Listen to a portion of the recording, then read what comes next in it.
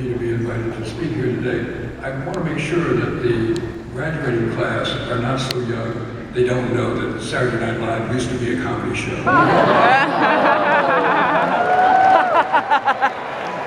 already like you. Can you record it? I can't. Mr. President, members of the faculty, administrators, parents, family members, Governor Patterson, friends, and most importantly, graduates, it's a high honor to have been asked to speak here today. Ceremonies like this one inevitably call to my mind my first commencement, my graduation from high school many, many years ago.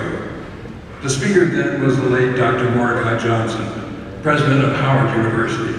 He spoke without notes in the hot afternoon sun for more than an hour. As I listened to him, I thought, someday I'll get the chance to do that.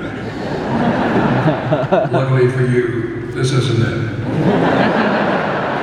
It is, however, the occasion for congratulations to you and reflections from me.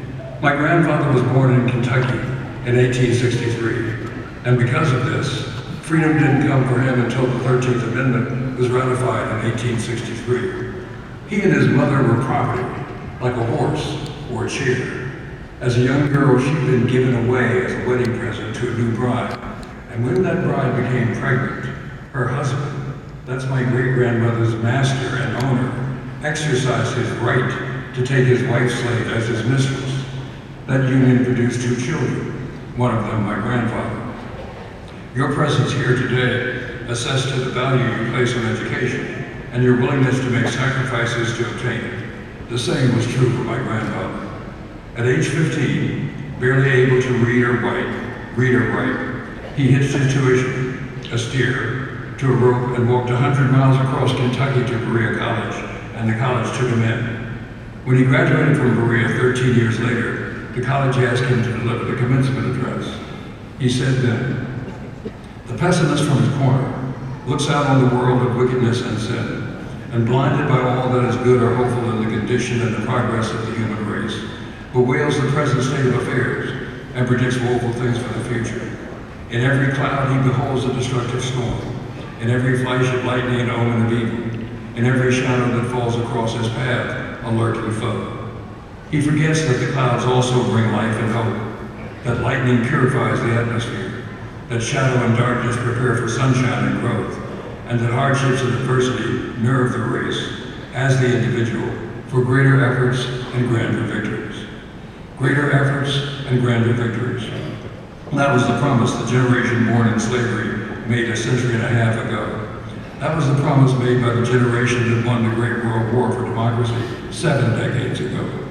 That was the promise made by those who brought democracy to America's darkest corners 5 decades ago.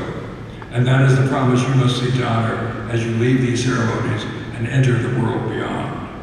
When the Supreme Court outlawed segregation in 1954, in a case called Brown versus Board of Education, a vast army of nonviolent protesters rose up to challenge segregation's morality as well. Students like you began embracing jail without bail when they sat down to stand up for their rights. They attacked segregated ballot boxes across the South as well. Throughout this period, the federal government helped only reluctantly, and only then, only when white property and people seemed at risk.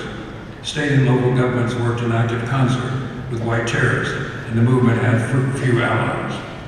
But from the first, it was a people's movement. The cumulative acts of passive resistance led to 3 great civil rights milestones of the 1960s. The 1963 March on Washington, the Civil Rights Act of 1964, and the Voting Rights Act of 1965. As we celebrate these milestones, we celebrate the ordinary women and men who made the movement mighty. We celebrate Robert and Jeannie Gratz. On the Saturday after Rosa Parks' arrest, Martin Luther King Jr. called on his congregation to join the planned one-day boycott. Other black ministers across the city did the same, as did one white minister, Robert Gratz, who pastored a black Lutheran congregation. Weeks after the boycott came to a successful end, the Gratz's home was virtually destroyed by a bomb while their family, including their 4-day-old baby, slept. We celebrate Dorothy Counts.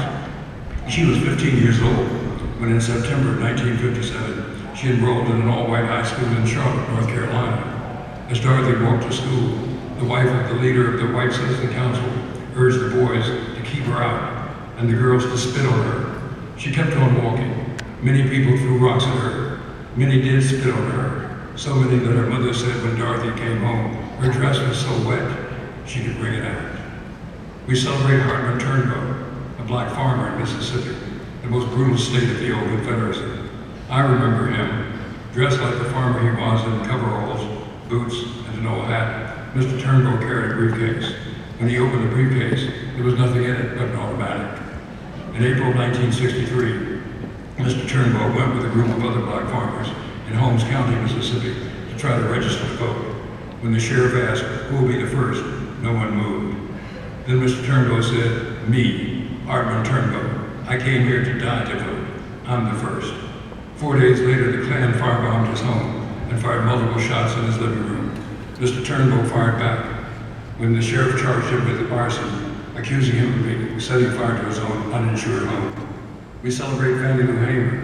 If Mississippi was the most repressive state, Ms. Hamer was its most heroic freedom fighter. When the movement came to her town of Rouville in 1962, she was 44 years old and a timekeeper on a plantation. She joined eagerly. She gave us a wonderful slogan when she said, "I'm sick and tired of being sick and tired."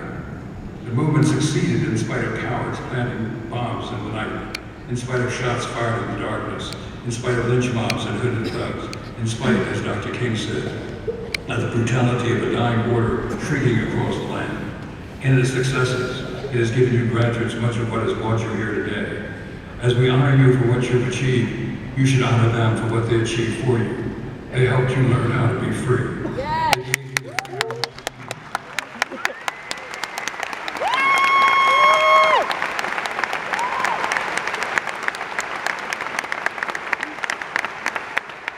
They gave you the freedom to enter the larger world protected from its worst abuses. If you're black, or female, or gay, their struggles prevent your race or gender or sexual orientation from being the arbitrary handicap today it was then. If you belong to an ethnic minority, or if you're disabled, your ethnicity or disability cannot now be used to discriminate against you as it was then. If you're Catholic, or Muslim, or Jewish, your faith cannot be an impediment to your success. As you grow older, because of what they did then, you'll be able to work as long as you're capable. Your job, your responsibility, is to make these protections more secure, to expand them for your generation and those who will soon follow you. Our future as a nation depends on our willingness to continue to reach into the racial cleavage that defines American society and to change the racial contours of our world. In 1954, the federal government's Briefing Brown argued that school desegregation was a Cold War imperative, a necessary weapon to win America's battles overseas. Current events give us the same imperative, to prove to friend and foe alike that our commitment to justice is real. Wherever you may go from here, if there are hungry minds or hungry bodies nearby, you can feed them. If there are precincts of the powerless poor nearby, you can organize them. If there's racial or ethnic injustice, you can attack and destroy it. By this ritual today, you're about to be officially enrolled in the elite within our nation, the community of educated men and women. As you go forward from this place, we hope you'll do well. We also hope you'll do good. You must place interest in principle above interest on principle. An early attempt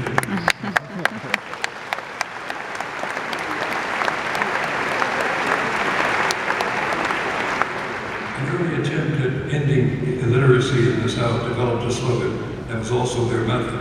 Each one, teach one until all can read. Perhaps your slogan could be, each one, reach one. Each one, reach one until all are registered and voting.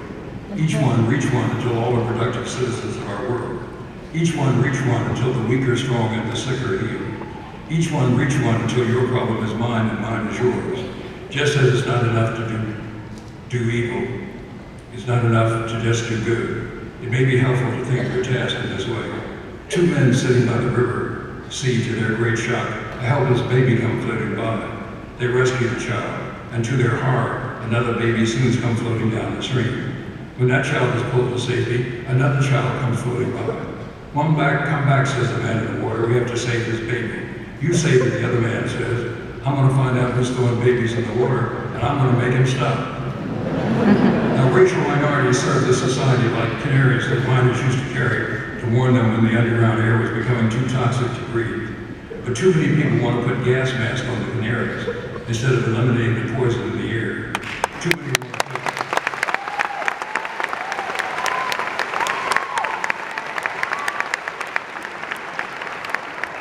many want to put life preservers on the babies instead of stopping them from being thrown into a dangerous, treacherous flood. As you aspire to greater efforts and grander victories, you must be prepared to offer not just love but justice, not gas masks but pure air, not life preservers but an end to throwing babies away. This is not easy work, but you know what hard work is. That's what brought you here today. I urge you to continue to do and be your best, and to apply your talents not just to bettering yourselves, not just doing social service, but bringing social justice. If my grandfather was here, I think he'd ask me now, what did you do with your freedom? Someday someone will ask you, what did you do with your education? Be sure you have an answer. For your family, your nation, and your world, they're all counting on you. Thank you.